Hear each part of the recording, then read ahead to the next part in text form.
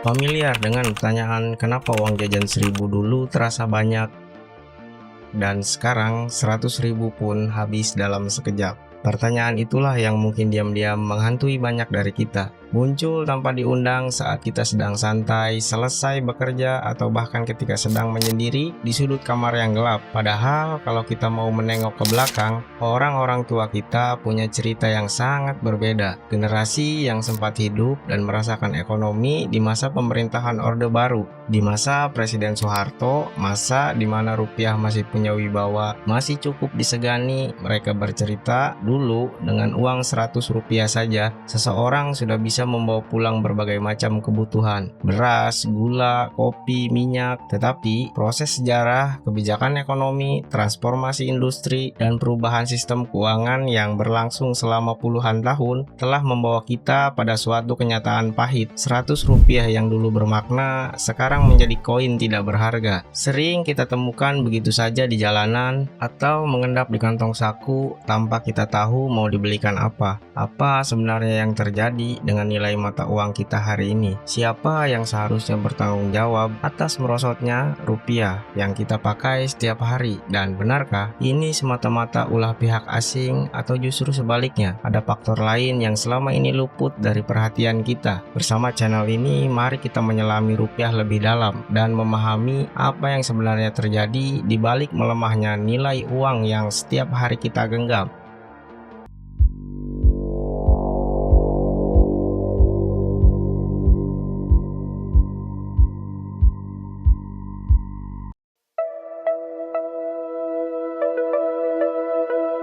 Ketika kita memahami mengapa rupiah kita ini seperti pasien yang tak kunjung sembuh, kita tidak bisa menghindar dari satu peristiwa besar yang telah mengubah segalanya. Krisis moneter tahun 1998 merupakan sebuah peristiwa yang bagi sebagian besar dari kita mungkin itu hanya sebuah cerita. Tapi bagi mereka yang mengalaminya langsung, itu adalah luka yang membekas, luka yang begitu dalam dan mungkin tidak akan pernah benar-benar sembuh. Di penghujung tahun 1997, badai itu mulai terasa, dimulai dari Thailand, di mana ketika baht mereka diserang oleh spekulan. Krisis itu kemudian merambat dengan cepat, seperti virus yang sedang menyerang dari satu negara ke negara lain. Malaysia, Korea Selatan, Filipina, dan akhirnya Indonesia pun kena. Dan apa yang terjadi berikutnya adalah sesuatu yang tidak pernah kita bayangkan sebelumnya. Dalam hitungan bulan, nilai rupiah kita anjlok, bukan turun perlahan, tapi jatuh bebas dari sekitar 2.000 rupiah per dolar menjadi belasan ribu, bahkan sempat menyentuh 16.000. Sebuah pukulan yang menghancurkan. Bank-bank tutup, perusahaan-perusahaan bangkrut, pabrik-pabrik berhenti beroperasi, dan jutaan orang kehilangan pekerjaannya. Harga kebutuhan pokok melonjak tidak terkendali, dan di tengah semua kekacauan ini, rakyat pun turun ke jalan. Demonstrasi besar-besaran terjadi di mana-mana. Gedung-gedung dibakar, toko-toko dijarah, asap mengepul di sudut-sudut kota, dan rezim Orde Baru yang sebelumnya tampak begitu kokoh dan tak tergoyahkan akhirnya tumbang ketika Presiden Soeharto mengumumkan pengunduran dirinya pada tanggal 21 Mei tahun 1998. Itu bukan hanya akhir dari sebuah era politik, itu adalah awal dari sebuah kenyataan ekonomi yang sama sekali baru. Krisis tahun 1998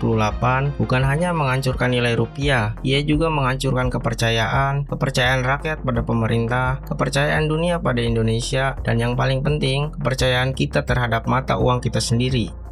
IMF datang dengan resep obatnya, hutang luar negeri memekak, privatisasi dilakukan di mana-mana, dan sejak saat itu, rupiah kita seperti kehilangan separuh jiwanya. Pertanyaannya sekarang, apakah kita sudah benar-benar pulih dari krisis itu? Secara resmi, pemerintah mengatakan iya, secara statistik mungkin juga iya, tapi coba kita lihat lebih dekat. Rupiah kita ini memang tidak lagi anjlok seperti tahun 1998, tapi lihatlah trennya. Dari tahun ke tahun, nilainya terus menurun, pelan-pelan tapi pasti, seolah-olah luka tahun 1998 itu belum benar-benar sembuh. Ia hanya ditutupi perban, dan di balik perban itu ada infeksi yang terus menjalar.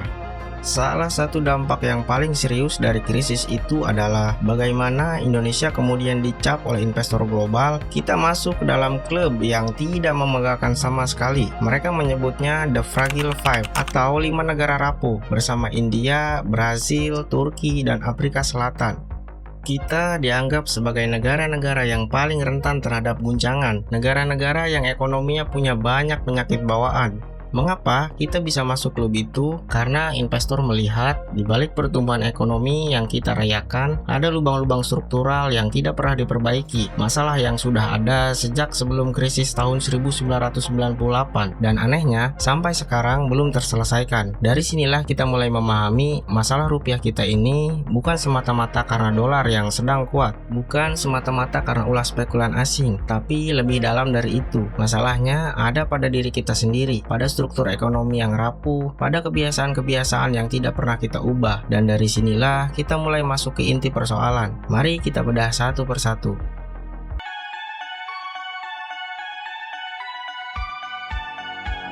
Untuk memahami masalah ini dengan lebih jernih, kita perlu memetakannya terlebih dahulu. Rupiah kita ini sebenarnya mengalami tekanan dari dua arah yang berbeda, dua arah yang saling berkaitan tetapi tidak sama. Arah yang pertama, tekanan dari luar. Tekanan eksternal ini adalah sesuatu yang wajar, namanya juga hidup dalam pergaulan global. Amerika menaikkan suku bunga, perang dagang antara Amerika dan Tiongkok, harga minyak dunia merangkak naik, ketegangan geopolitik di berbagai belahan dunia, semua negara terkena dampaknya, bukan cuma kita. Jadi untuk yang satu ini ya sudah, kita terima saja, anggap saja seperti musim hujan. Tidak bisa dicegah, tidak bisa kita hentikan, paling-paling kita hanya bisa menyiapkan payung dan berharap hujan segera reda. Thailand kena, Malaysia kena, India kena, Brasil juga kena. Jadi kalau kita hanya fokus ke sini, kesannya masalah kita sama saja seperti negara lain, hanya apes karena kena imbas kebijakan Amerika. Tetapi arah yang kedua, nah yang ini yang sering kali membuat kita termenung sendiri.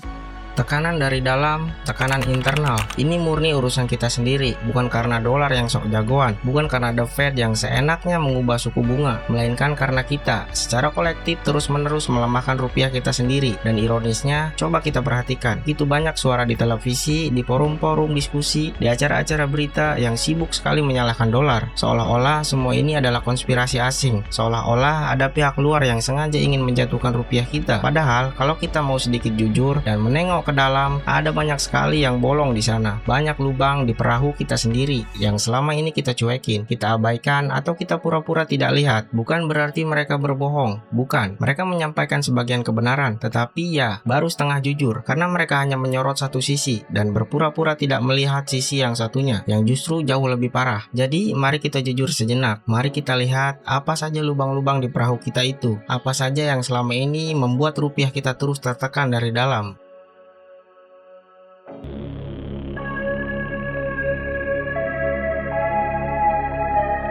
Salah satu lubang yang paling besar di perahu ekonomi kita, lubang yang sudah bocor sejak bertahun-tahun lalu, tetapi entah mengapa kita biarkan terus menganga. Ini tentang kebiasaan kita sebagai bangsa. Kebiasaan yang mungkin terlihat biasa saja, tetapi kalau kita renungkan lebih dalam, sebenarnya lucu, sekaligus miris. Coba kita lakukan satu eksperimen kecil, sangat sederhana. Nanti setelah menonton video ini, coba kita berjalan ke dapur, buka lemari, cek barang-barang yang ada di dalamnya, satu persatu. Bawang putih, garam, daging, buah-buahan, bumbu instan, dan susu. Lalu lihat tulisan kecil di labelnya, baca dari mana sebenarnya asal barang-barang itu. Kemungkinan besar, mayoritas bukan berasal dari tanah kita sendiri, bukan produksi Indonesia. Kita adalah orang Indonesia, lahir di Indonesia, besar di Indonesia, makan dan minum di Indonesia. Tetapi kita sangat gemar membeli barang dari luar. Makanan impor, pakaian impor, telepon genggam impor, mobil impor, bahkan camilan ringan pun banyak yang impor. Sekilas tidak ada masalah, bukankah itu hak setiap orang? Siapa yang bisa melarang orang membeli barang yang disukainya? Tetapi persoalannya, untuk membeli barang dari luar, kita harus menukarkan rupiah terlebih dahulu ke dolar. Itulah hukum perdagangan internasional. Kita tidak bisa membeli barang dari Tiongkok menggunakan rupiah, harus menggunakan dolar. Jadi setiap kali kita membeli produk impor, sebenarnya kita sedang melakukan dua hal sekaligus, melepas rupiah dan meminta dolar. Dan semakin banyak orang yang meminta dolar, harganya tentu akan naik. Hukum permintaan dan penawaran, pelajaran ekonomi yang paling mendasar. Akibatnya rupiah kita semakin tertekan, nilainya semakin turun. Sederhana bukan? Sekarang mari kita lihat contoh yang agak lucu, tetapi juga menyedihkan. Bawang putih, benda kecil berwarna putih, kelihatannya sangat sepele, seperti tidak penting sekali untuk dibahas. Tetapi coba perhatikan baik-baik. Kemungkinan besar bawang putih yang ada di dapur kita itu berasal dari Tiongkok. Negara yang sama yang kadang kita kritik habis-habisan di media sosial. Daging sapi yang sering kita konsumsi mungkin berasal dari Australia atau dari India. Padahal kita memiliki peternakan sapi di Nusa Tenggara, di Jawa, di Sumatera, bahkan dan ini yang paling sering membuat kita menggelengkan kepala, garam dapur. Garam dapur itu juga barang impor. Kita adalah negara kepulauan, negara maritim, garis pantai kita salah satu yang terpanjang di seluruh dunia. Laut kita sangat luas, mengelilingi ribuan pulau dari Sabang sampai Merauke. Tetapi garam saja kita masih impor. Ibaratnya kita memiliki sebuah kolam renang pribadi di rumah. Kolam renang dengan ukuran yang sangat besar, ukuran Olimpik. Tetapi setiap kali haus, kita malah membeli air galon dari tetangga kita. Lucu, tentu lucu, tetapi lebih banyak mirisnya daripada lucunya. Sekarang bayangkan implikasinya, ketika dolar naik sedikit saja, katakanlah hanya Rp500, harga di dapur kita langsung ikut merangkak naik. Mengapa? Karena semua komponen itu mengandung biaya dolar. Bibitnya, pupuknya, pakan ternaknya, obat-obatan untuk pertaniannya, bahkan plastik pembungkusnya saja banyak yang impor. Ini matematika yang sangat sederhana. Biaya produksi naik, harga jual pasti ikut naik. Tidak ada pengusaha yang mau menjual dengan kerugian. Dan kita hanya numpang menjadi perantara. Barang datang dari luar, kita bayar menggunakan dolar. Ketika dolar mahal, harga di pasar pun ikut mahal. Kita tidak bisa berbuat banyak selain menerima dan merasakan dompet yang semakin hari semakin menipis. Lalu, kapan kita akan mulai berubah? Kapan kita akan mulai serius mengembangkan produksi dalam negeri kita sendiri, supaya kita bisa terlepas dari yang namanya kecanduan barang impor?